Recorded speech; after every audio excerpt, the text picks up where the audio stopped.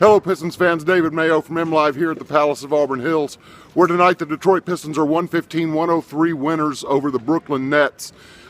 Detroit, Chicago, and Washington all win tonight.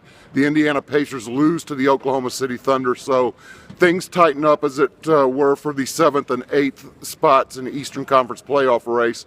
Indiana now a half game up on Detroit and Chicago in 7th place, with those two teams then another game and a half ahead of the Wizards in the competition between 7 through 10 spots in the East. This was a bench game, which was appropriate. Probably Brooklyn kind of took early control of the game in the second quarter with a bench group that played almost the entire way without much help from the starters at all that quarter.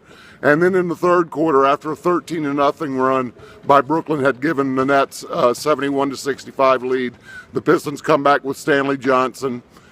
He immediately feeds three times to Andre Drummond for dunks or layups. Anthony Tolliver hits a couple of three-pointers late in the third quarter and two more in the fourth.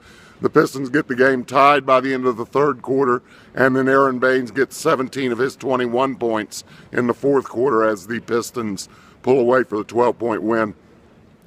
Pistons have 2 wins in a row now, still have 2 more games next week to start the week against teams that are below the playoff cut line in Milwaukee on Monday and Orlando on Wednesday. So still a good opportunity for the Pistons to put a little hay in the barn before it gets a little bit tougher next weekend against Charlotte and Atlanta here as they continue this 9-game homestand, the longest in franchise history and the longest by any NBA team this season.